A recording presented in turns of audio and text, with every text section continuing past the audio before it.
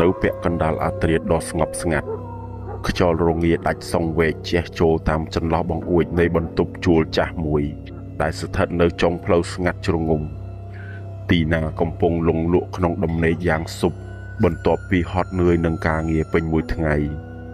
ប៉ុន្តែយប់នេះមិនមែនជាយប់ធម្មតាសម្រាប់នាងឡើយនៅចន្លោះម៉ោង3ទៀបភ្លឺដែលជាវេលាវិញ្ញាណអរូបីទាំងឡាយចាប់ផ្ដើមមានអំណាចទីណាស្រាប់តែបើកភ្នែកឡើងទាំងភាពស្រពេចស្រពិលនាងដឹងខ្លួនច្បាស់ណាស់ថាខ្លួនឯងកំពុងដេកនៅលើគ្រែដដែលប៉ុន្តែអ្វីដែលធ្វើឲ្យនាងចាប់ផ្ដើមភ័យខ្លាចបំផុតនោះគឺរាងកាយរបស់នាងរឹងកំព្រឹសដូចថ្មនាងព្យាយាមកម្រើកម្រាមដៃឬកម្រើកជើងតែវាមិនព្រមស្ដាប់បញ្ជារបស់ខួរក្បាលទាល់តែសោះក្នុងភាពងងឹតស្លុង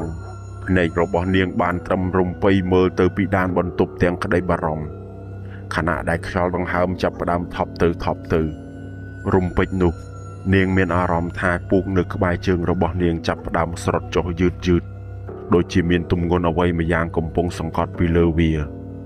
សំឡេងកកិតនៃកំរាលពូកបន្លឺឡើងតិចស្របពេលដែលស្រមោលខ្មៅងងឹតមួយបានលេចចេញពីភាពទទេស្អាតនៅចុងគ្រែ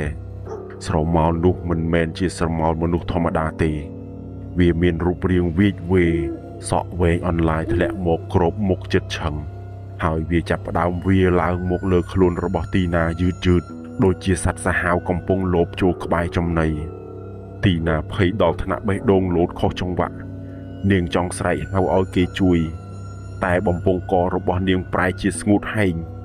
ហើយគ្មានសំឡេងណាមួយអាចលេចចេញមកក្រៅបានឡើយអារម្មណ៍នៅពេលនោះគឺដូចជានាងកំពុងជាប់គុកក្នុងរាងកាយខ្លួនឯងដោយបានត្រឹមតែមើលការឈ្លានពានរបស់វិញ្ញាណនោះទាំងភ្នែកនៅក្បែរនៅពេលដែលស្រមោលនោះវាមកដល់ទ្រូងទីណាមានអារម្មណ៍ថាដូចជាមានដុំដៃក្តៅហុយមកសង្កត់ពីលើ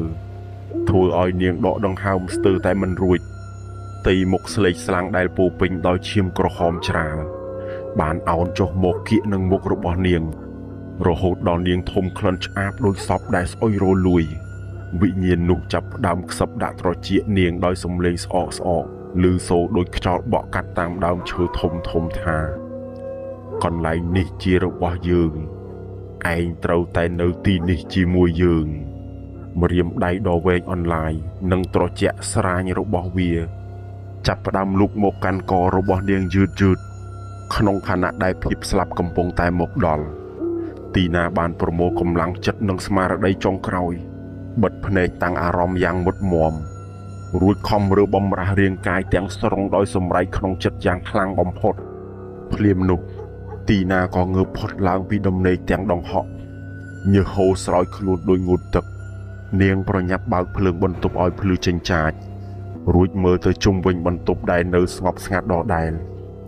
បេះដូងនាងនៅតែលោតញាប់ញ័រនាងព្យាយាមលួងចិត្តខ្លួនឯងថាវាគ្រាន់តែជាការយល់សប្តិអាក្រក់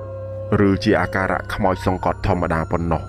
ប៉ុន្តែនៅពេលដែលនាងដើរទៅឆ្លោះកញ្ចក់ដើម្បីលុបមុខឲ្យធូរស្បើយនាងក៏ស្រាប់តែស្លុតចិត្តរហូតដល់ទន់ជង្គង់ព្រោះនៅលើកញ្ចឹងករបស់នាងមានស្នាមរាមដៃ5ស្លេកក្រហមជាំហាក់ដូចជាមានអ្នកណាម្នាក់ទើបតែច្របាច់កនាងពិតប្រាកដមែនកាលពីមុននេះបន្តិចនាងដឹងច្បាស់ថាយប់នេះគ្រាន់តែជាការចាប់ផ្ដើមនៃអ្វីម្យ៉ាងដែលមិនមែនជារឿងចៃដន្យនោះឡើយការកើតឡើងនៃបាតុភូតខ្មោចសង្កត់នេះត្រូវបានគេជឿថាជាការប្រសពគ្នារវាងកម្លាំងរាសីដែលចុះខ្សោយនិងការបើកចំហនៃទ្វារវិញ្ញាណនៅពេលដែលបុគ្គលម្នាក់ឈានចូលដល់ម៉ោងគ្រោះឬថ្ងៃដែលឆុងនឹងធាតុផ្ទាល់ខ្លួនរបាំងការពារព្រលឹងដែលធ្លាប់តែរឹងមាំនឹងចាប់ផ្ដើមចុះខ្សោយដែលស្ថិតក្នុងស្ថានភាពនេះចាស់បុរាណជឿថាព្រលឹងរបស់យើងហាក់ដូចជាហោះហើរចេញពីរាងកាយឆ្ងាយបន្តិចក្នុងពេលកំពុងលង់លក់ប្រសិនបើមានវិញ្ញាណអរូបីដែលនៅវិលវល់ក្នុងតំបន់នោះដូចជាម្ចាស់ទឹកម្ចាស់ដីដែលយើងមិនបានសុំការអនុញ្ញាតស្នាក់នៅឬវិញ្ញាណអសូរកាយដែលស្រេកឃ្លានធម្មពលជីវិតពួកគេនឹងឆ្លៀតឱកាសចូលមកកាន់កាប់ឬសង្កត់លើរូបកាយដែលគ្មានអ្នកការពារនោះភ្លាមម្យ៉ាងវិញទៀតស្ថានភាពដែលយើងដឹងខ្លួនតែមិនអាចកម្រើកបាននេះ ក៏អាចបណ្ដាលមកពីការប៉ះទង្គិចនៃធម្មពលអវិជ្ជមាននៅក្នុងមជ្ឈដ្ឋានជុំវិញខ្លួនប្រសិនបើទីកន្លែងដែលយើងដេកនោះធ្លាប់មានប្រវត្តិមិនល្អឬមានការប្រមូលផ្ដុំនៃធម្មពលងងឹតខ្លាំងវិញ្ញាណទាំងនោះ